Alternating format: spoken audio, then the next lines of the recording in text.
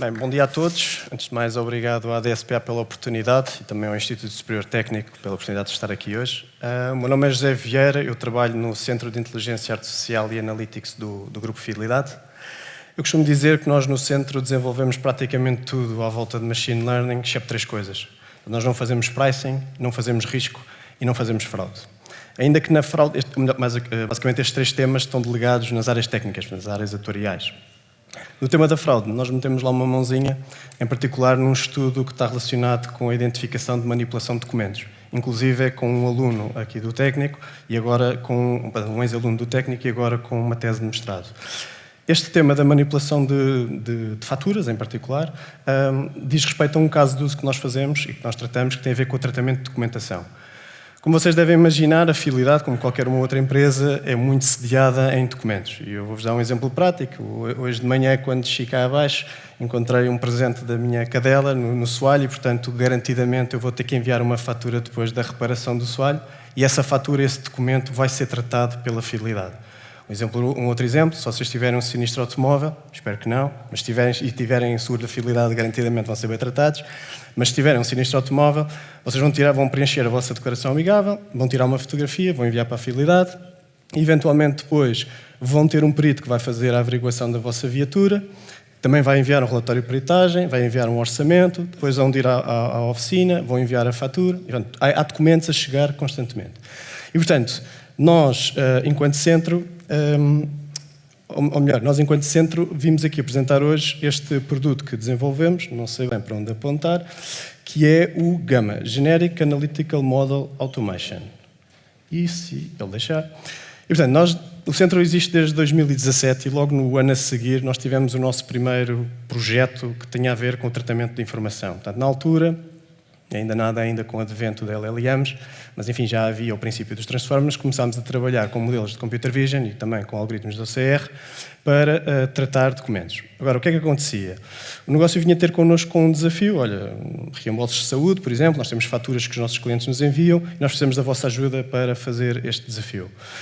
Então, o primeiro passo era compreender os requisitos, identificar todos os campos que eram necessários de tirar do documento. A seguir havia um pedido, um ticket aberto para o IT para nos extrair toda a documentação, portanto, os PDFs todos, uns 5 a 7 mil documentos. Pedimos também extração daquilo que são os dados que já estavam inseridos nos sistemas operacionais para serem enviados. Depois nós começávamos a trabalhar a documentação, essa informação. O que é que acontecia? Muitas das vezes os dados vinham um bocadinho sujos. O que é que eu quero dizer com isto? Dentro dos sistemas operacionais já existiam regras de negócio, portanto já havia ali algum conhecimento de negócio e, portanto, não era uma extração direta do que estava no documento. Portanto, isso era o primeiro desafio. Depois, o que acontecia? Nós tínhamos tipicamente que contratar 1 a 2 pessoas para, durante um mês, então sim, tratar a documentação tal e qual como vinha no documento. Portanto, o que eles faziam era olhar para o documento, extrair os campos tal e qual como era suposto eu amanhã conseguir ler através de modelos automáticos. Depois vinham os nossos data scientists e cerca de 1 mês e meio, 2 meses, tínhamos a equipa a trabalhar a fazer o modelo. Depois tínhamos o deploy, portanto, produzíamos o serviço e a seguir, mais uma vez, puxávamos pelo IT e colocávamos este modelo em cima do sistema operacional. Se fosse de saúde, era o sistema A, se fosse de automóvel, era o sistema B. E depois tínhamos as operações a trabalhar nestes sistemas. E, portanto, o que nós percebemos foi, cada vez que vinha um destes projetos, nós estávamos quase a reinventar a roda. Nós estávamos a fazer um exercício num lado e a fazer um exercício no outro. Então, tínhamos problemas com o tempo que demorávamos, esta interação constante entre várias equipas, e isto colocava um ónus em cima das equipas. E com isso achámos que fazia sentido criarmos um produto que tentasse de alguma forma endereçar esta temática e que fosse o mais célere possível a conseguir entregar novos processos de documentação que viessem para a Fidelidade. Okay? Portanto, esse foi os principais motivos pelo qual criámos o GAMA que... ok, está lento, já percebi. Então, 2 principais objetivos do GAMA. Tratar a componente de aceleração e a componente de automação. A componente de aceleração tem a ver com, se eu amanhã tiver necessidade de pedir ajuda a uma pessoa porque o meu modelo falhou em algum campo, eu vou precisar de criar uma solução que tenha uma vida própria e que ela seja o mais otimizada possível para que essa pessoa possa extrair, porque no final do dia vou sempre precisar da ajuda do humano. Portanto, arranjar uma forma em que ele tenha uma solução que consegue extrair o mais rapidamente possível a informação que o modelo não conseguiu ler. Isto é aceleração. A outra componente é a automação, que aí sim é a capacidade do modelo de ler toda a informação necessária para nem sequer ir a um humano e entregar diretamente a um sistema de destino. Okay? Vamos ver um bocadinho mais em detalhe como é que o Gama funciona.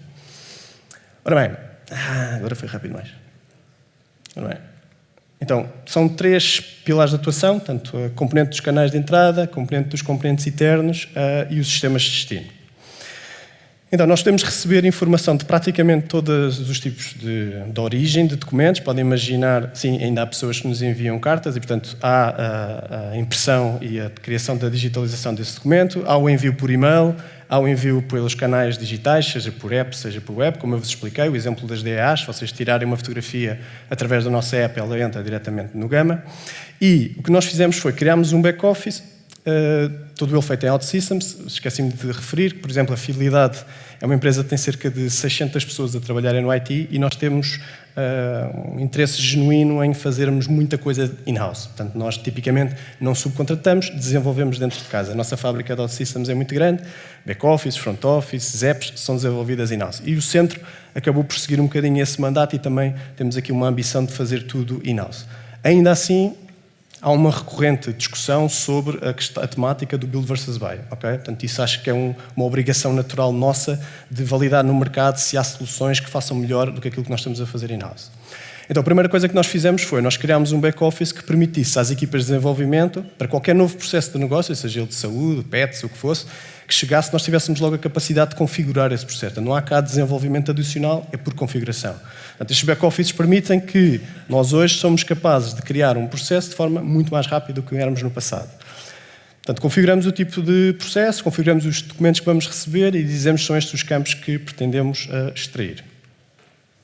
Portanto, logo aqui há desafios, by the way, porque para quem já trabalhou com estes temas, sempre que nós estamos a falar de e-mails, não vejam só aquele e-mail muito facilmente que vocês construíram, mas imaginem que há pessoas que fazem um bocadinho de tudo. E-mails com zip files, e-mails encadeados com e-mails, e-mails com extensões que eu nunca vi, e-mails que eu nunca devia abrir que são spam, e-mails com links para Google Drives, enfim, há de tudo um pouco, ok? Portanto, o desafio não é apenas ler um e-mail, é tudo o resto que está lá dentro. Então, nós agarramos nestes documentos que recebemos destes inputs e atiramos contra os modelos todos que tivermos. E o primeiro objetivo é conseguirmos que os modelos consigam classificar todos os documentos que recebemos e extrair automaticamente toda a informação que vem dentro destes documentos e que foi, by the way, configurada para que nós consigamos extrair. São feitas validações e muitas das vezes, inclusive, cruzamento com dados externos ou internos para garantir maior assertividade. Um exemplo prático, nós, por exemplo, para tratarmos talões de farmácia, para quem quiser receber, ou tem a cobertura de medicamentos e quer receber, nós fazemos um cruzamento com uma base de informação que nós compramos ao Infarmed e que nos permite ajudar naquilo que é a assertividade para os nomes dos medicamentos que estão constantemente a mudar. Okay? Depois, se porventura, quando nós estamos a negociar e a discutir com o negócio os requisitos, uma das coisas que muitas vezes fazemos é mostrar exatamente os resultados que estamos a obter. E há uma discussão e também uma tradução das métricas da assertividade, o que é que isto significa para o negócio? Muito pouco. Portanto, tentamos fazer uma explicação de qual é que é o impacto que os modelos vão ter no dia-a-dia do negócio. Então, isto traduz em nós tentarmos explicar o que é o trade-off entre conseguirmos ser mais assertivos e conseguimos entregar mais automação. Então nós definimos, através da utilização dos níveis de confiança dos nossos modelos, definimos thresholds. E são estes thresholds que nos permitem dizer, olha, se o modelo está pouco ou muito certo sobre o resultado que acabou de extrair, e é com base nestes thresholds que fazemos o seguinte: se porventura tivermos pelo menos um campo que esteja abaixo destes thresholds, nós vamos entregar a um ser humano para nos ajudar a corrigir o modelo. Caso contrário, se todos eles estiverem acima do threshold, nós vamos a entregar diretamente. Portanto, são estes thresholds que acabam por nos ajudar a tomar a decisão se vamos ou não vamos para um humano. Dou-vos nota que, entretanto, muitos de vocês se calhar já estão a pensar, sim Zé, mas hoje temos os LLMs que se calhar fazem outperform esses modelos de computer vision.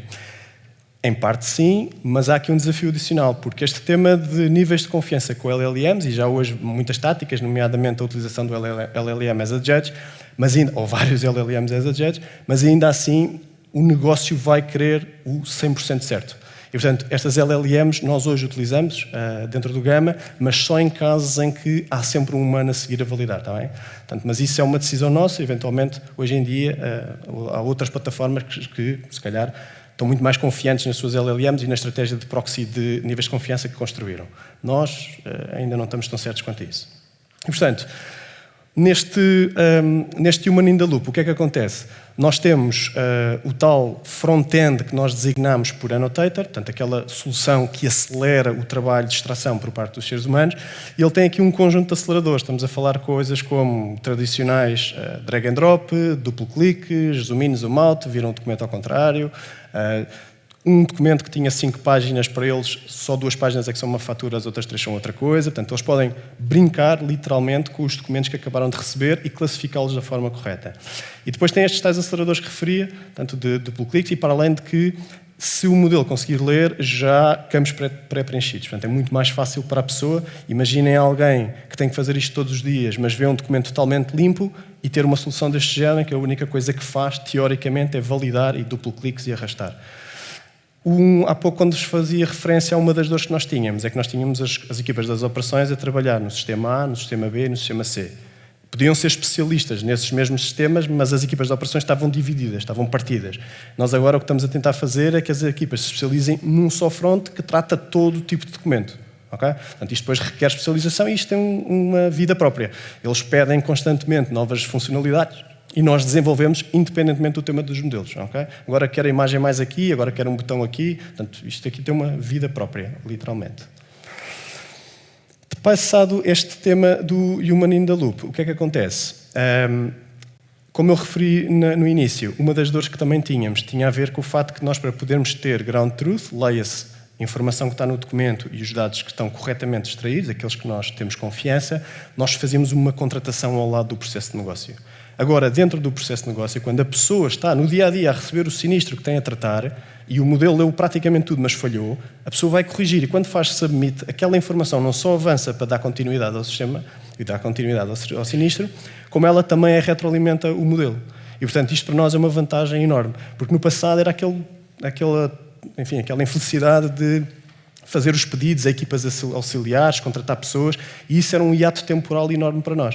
E, portanto, hoje em dia, com esta capacidade de, dentro do processo de negócio, termos pessoas que não só estão a despachar serviço, como nos estão a ajudar, é uma grande mais-valia. E, portanto, para nós isto foi uma grande ajuda. Portanto, esta capacidade de termos este ciclo contínuo de feedback a vir das nossas pessoas e integrado no processo de negócio.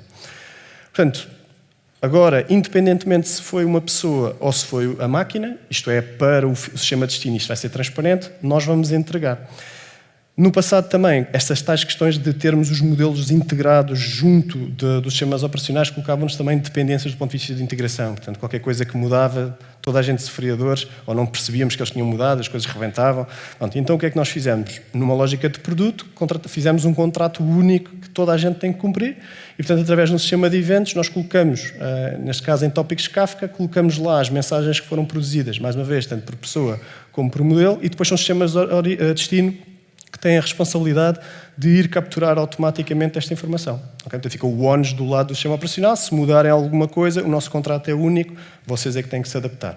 E desta forma protegemos também o produto, e isto é independentemente do sistema de origem que tivermos.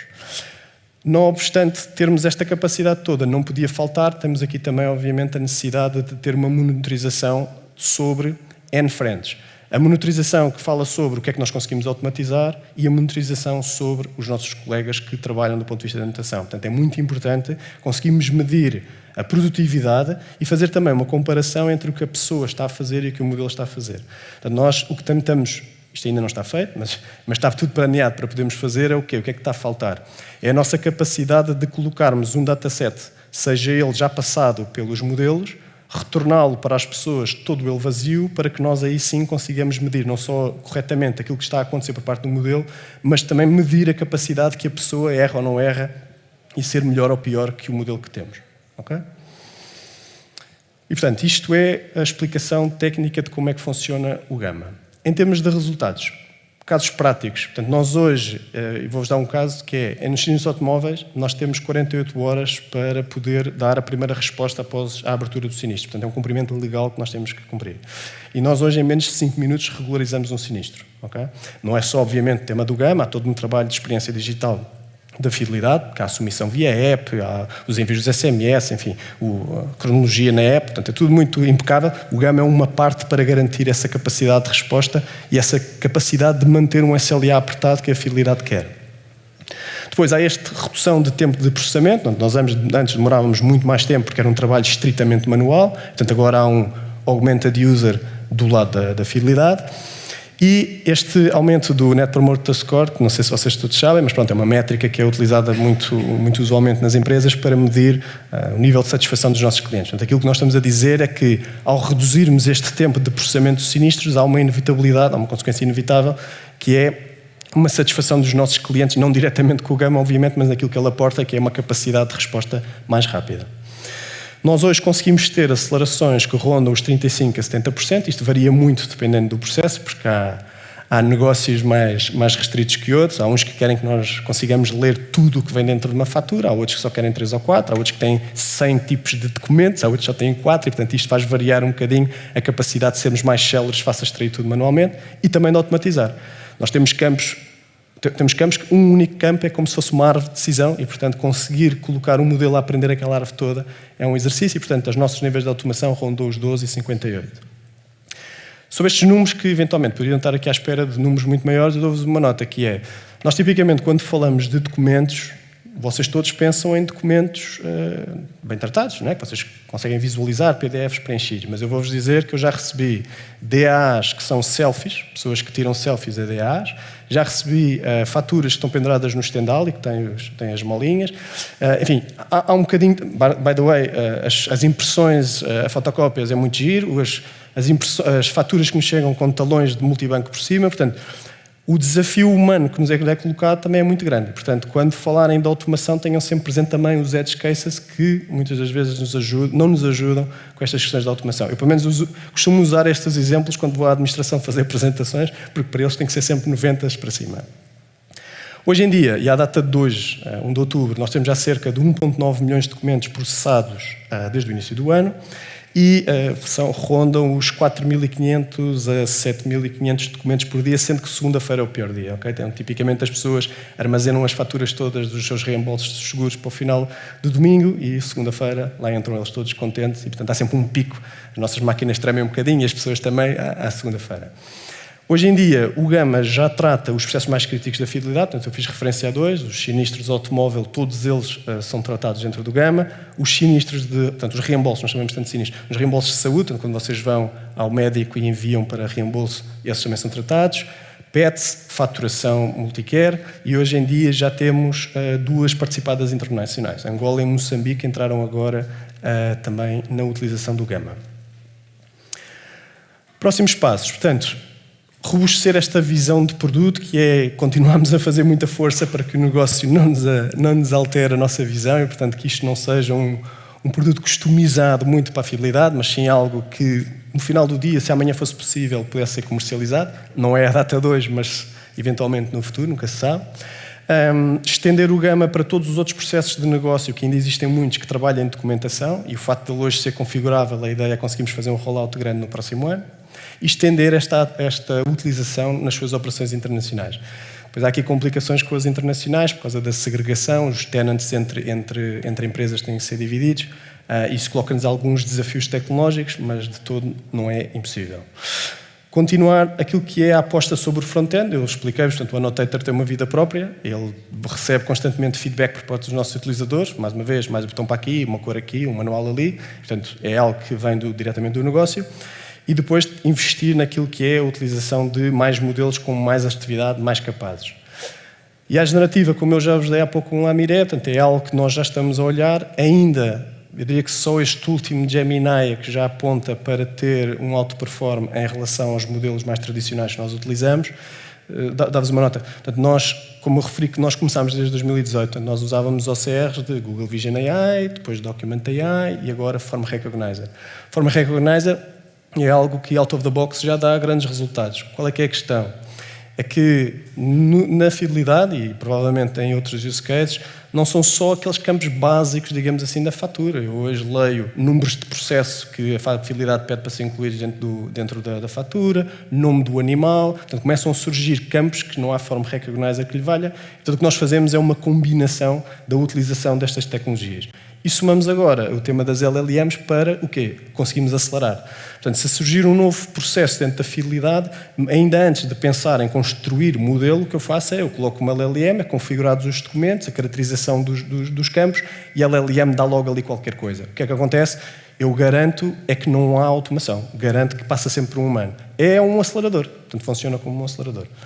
Ainda assim, como referi há pouco, há aqui todo o trabalho e estudo que temos que fazer à volta daquilo que são os níveis de confiança de LLMs, que estamos a trabalhar. Há inclusive uma tese de mestrado que estamos a fazer para tentar perceber. Há empresas que... há muitos papers sobre isso, mas eu diria que ainda é um tema pouco estável ou ainda muito verde para utilizarmos. E, portanto, este é o Gama, este é o nosso produto. Foi um prazer. Muito obrigado.